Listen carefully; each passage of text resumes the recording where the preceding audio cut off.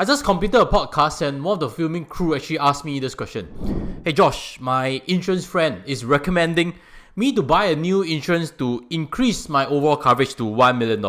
What are your thoughts? So I actually answered this question by asking him, hey, do you recently buy a new house or not? Or do you have kids recently or not? So his answer is he's actually still single. Now, this question brings up a new point.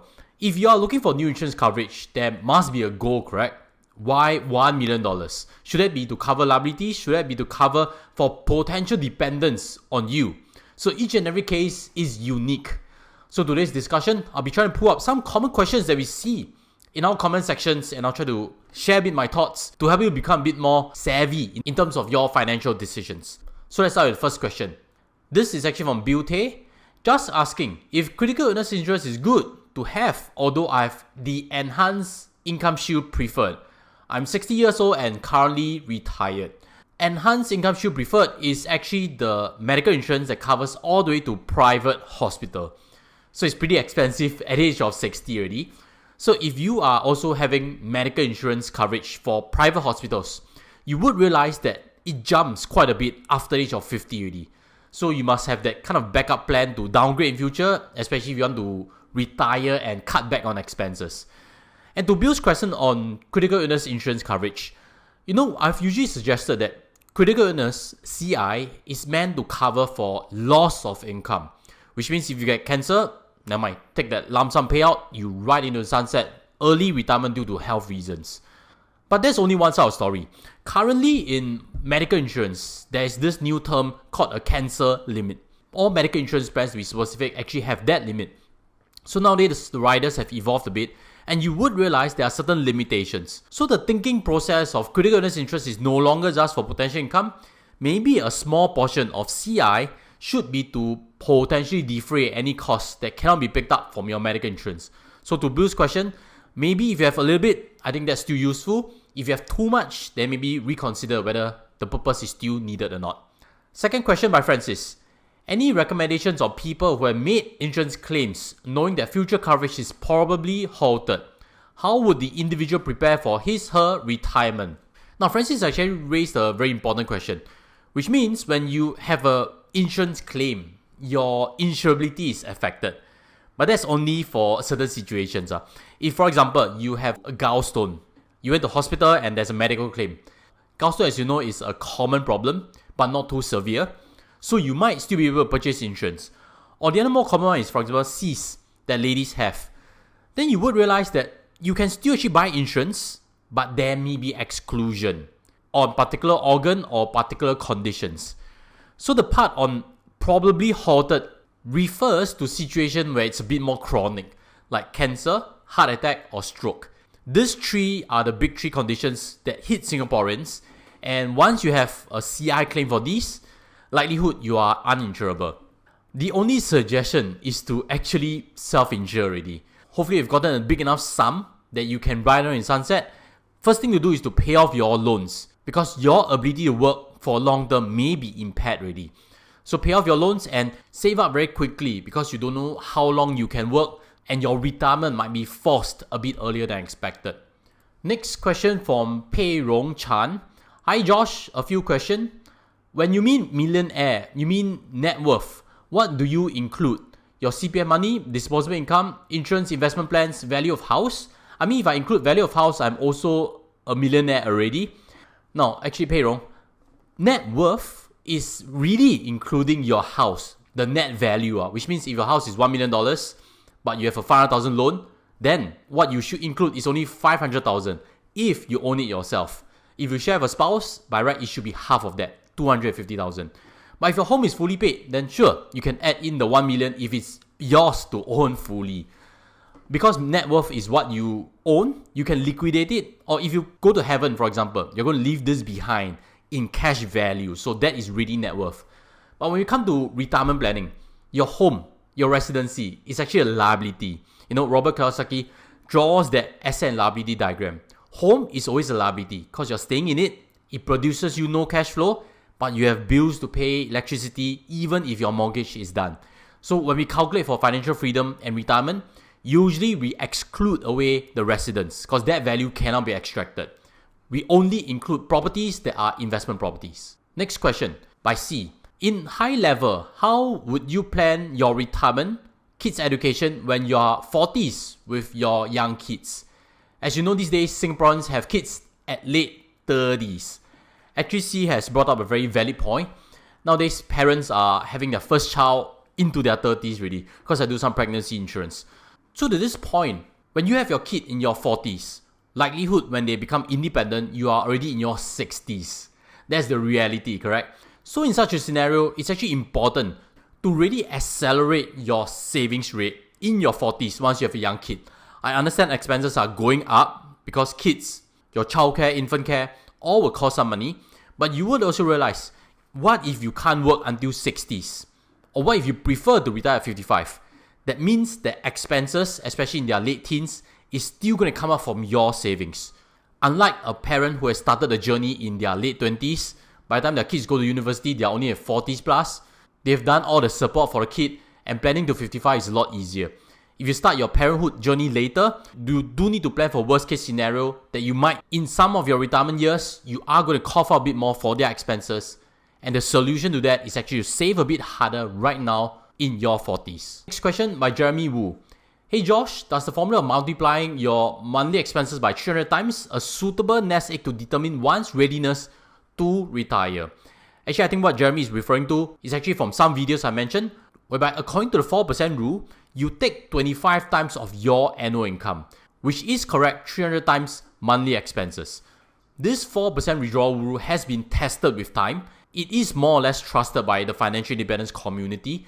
So to answer the question, it does determine one's readiness. The 4% withdrawal rule means that if you, for example, spend 2,000 per month, you times 300 to that, you would realize that you need 600,000 to be financially free. This 600,000, if it's invested properly, can sustain you for easily 35 years.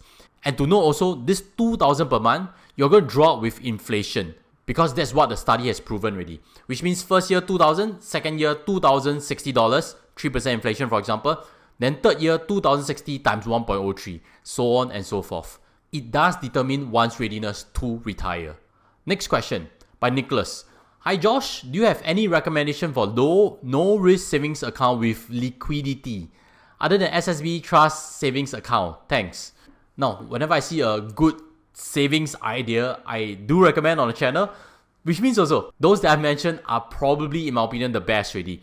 I do really like SSB, Singapore Savings Bond, because that is a guaranteed 10-year return with the option of exiting anytime.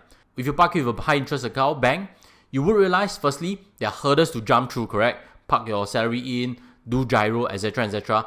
And the other thing is that the bank cannot guarantee the interest rate for next year. They would, of course, change that interest rate according to the interest environment. If interest drops, then you realize the amount you earn becomes less. Think back in 2021, more or less most of us were getting 1% from the savings rate. But to Nicholas's question, I would also challenge, is there a need to have too much low or no risk savings account with liquidity? Because firstly, if you have your emergency cash inside, you should be fine already for 12 months maybe. So if you have too much idling cash, the value of it is actually getting inflated away. And to round things off, Nicholas, I don't know your age, but again, if you are above the age of 55, you have full lump sum, then the CPF also becomes liquid already. So CPF can be a tool in terms of liquidity, somewhere to tap on if you do need. Next question by Shasta Silverchair SG. How can Singaporeans buy S&P 500 index funds if they want to adopt the buy and hold index funds and keep adding money every month and never touch it until retirement 40 years later strategy? There's the 30% withholding tax, and I heard that you can get around by buying Irish domiciled funds, but it sounds so suspicious and complicated. Is there an easier way? Now, Shasta Silverchair SG, yes, if you want the buy and hold approach, I think it works. Dollar cost average to it, and I believe that it will benefit you long term and compound your monies towards your retirement. S&P 500 index funds, there are many. SPY is the biggest, but the more efficient one might be VOO, by Vanguard. So for S&P index funds, you would realize they are domiciled and traded on the US exchange, which is true that it's mentioned that 30% withholding tax in terms of dividends. I've also shared before on buying Irish domiciled ETFs. They are not suspicious and complicated. It's just another ETF, and it's also a retail approved product.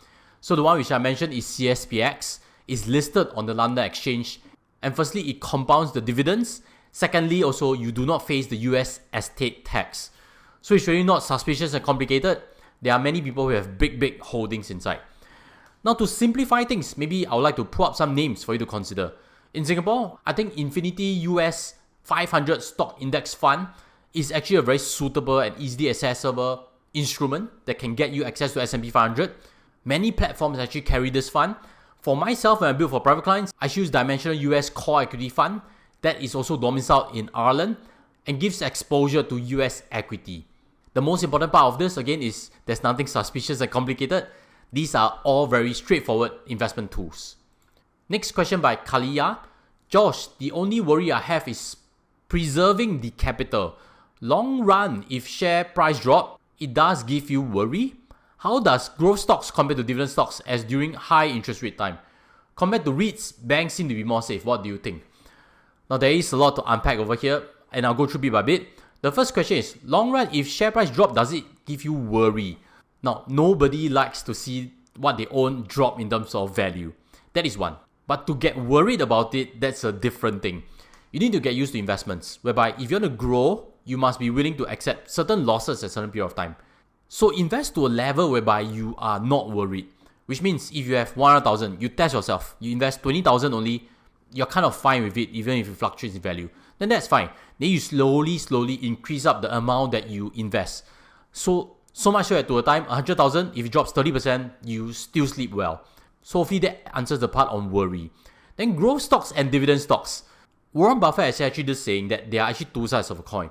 Which means Apple, which is his biggest holding, is right now like a bellwether for US economy. It's not really a growth stock already, even though recently share price has skyrocketed due to some AI affiliation. But every good company should be able to grow its earnings. Whether they pay it out as dividends or not doesn't really matter. The quality of the company's business matters. Compared to REITs, banks seem to be more safe. I think I've given many expressions that banks, while good, I think is fairly valued, if not expensive based on historical standards. I kind of feel REITs are depressed right now, that's why that's my preference. But again, no investment advice. Buy quality names that you are comfortable to hold thick and thin, and don't over-concentrate whether it's REITs or banks. Be a little bit more broad-based. Now, before I go a bit further, let me invite you to smash the like button because it's taken out hours to collate all these questions. And as always, if you have your own question that I may be able to answer, leave them in the comment sections. We could do a subsequent episode to this. And as always, smash the subscribe button to stay tuned for more good financial content. Let's move on to a question by Jackpot1711. Hi sir, what is your serious opinion for 44-year-old working it out with CPF SA of $60,000? My first serious opinion is that this amount is a bit low for a 44-year-old. I've seen many at 44 who are high income earners already at full retirement sum, 200,000 already. So there could be a few reasons. And I've actually done a study before. At median income, a working adult should be around 100,000 CBS Special Account around the age of 44-45. So my guess is 60,000. It's either you have recently turned PR not too long ago, so contributions are a bit low. Then never mind, if you're still doing well, you can actually do top-ups to special account and get tax relief. Or B, you're actually below median income. So that means you might need to strategize a bit on how to grow your income because quite clearly you may not reach full retirement sum. Or the third also, it could be that you are working in self-employed occupations where you don't contribute to CPF Special Account. Now in that case, then your retirement planning needs a lot more DIYing. You do need to forcefully save up money by yourself. For most people in employment, they would have built up a sizable amount that is bigger than 60,000. Next question by Solo Metal. Josh, what happens a few years down the road if the climate changes and we are back to a low FD rate environment 1%? What are the options for OA investing? Invest in CPF stocks? Now there's quite a lot to unpack again. Let's break the question one by one. First part is what if the climate changes and we go back to low interest environment? In that situation, then also the inflation rate should be lower, which means also if you have loan costs in your mortgage, it should also be lower. So got good, got bad. But as always, for fixed deposits, it should not be a bedrock to your retirement. I've always suggested Singapore Savings Bond, for example, can give you 10-year guaranteed rate already. That's one way you can solve and lock in certain interest rate, even if interest rates drop in future. Then the second is what are the options of OA investing? You can actually invest OA in many instruments. You can buy equity funds, you can buy Singapore stocks very easily. CBS Special Account, on the other hand, you are locked up a lot more. You can't buy stocks, and the funds you can buy are only balanced in risk appetite. And if it's balanced, it can't really beat 4% rate of return. Then the last part of invest in CPF stocks, I think what he's trying to ask is stocks that you can buy using CPF OA. Do note again, you can only buy Singapore stocks, not US stocks with CPF OA. And there's also a 35% limit in terms of what you can invest in excess of the first 20,000. As always, not sure, make sure you read up sufficiently on CPF OA investing. You do need a CPF IS account first to get things started. Next question by Janice Lam. Hi Josh, I'd like to ask beyond this topic, which is CPF Life. I'm now at age 55 and I have this advisor who has advised me to take out half my retirement amount with the pledged property so that when I reach age of 82, I'll continue getting monthly payout, and as well as death, my beneficiary will get the half retirement sum from this insurance agent. I need your professional advice. Should I stick to CPF Life or take the advice? Thanks. Now Janice, this is a very long question. I'm trying to make some assumptions on what I understand from the situation. First thing first, an advisor giving you suggestion on taking out monies to buy products, that may be a red flag already. We need to be very careful. And especially the point of pledging property, what I interpret from the question is you're probably going with basic retirement sum. That means you put half of the required for full retirement sum and you're allowed to draw more out. Personally, I don't like that idea. I think CPF Life gives you a very steady payout. I wouldn't advise to play around the system to optimize, because there can be 1,000 ways that this is an inferior step to go. I don't have full details, but I would suggest caution.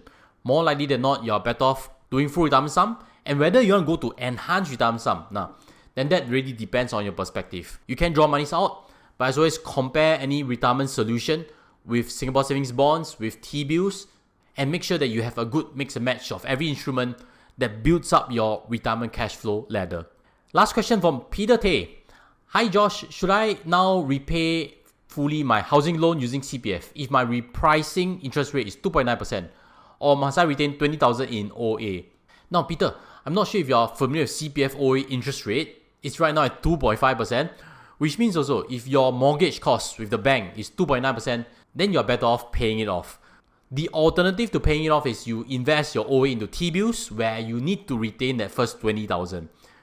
But to paying off the loan, you don't need to retain that. You can actually wipe it off fully.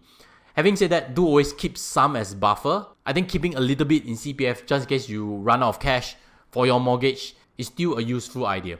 Again, everything depends on the interest cost as well as the interest you can earn.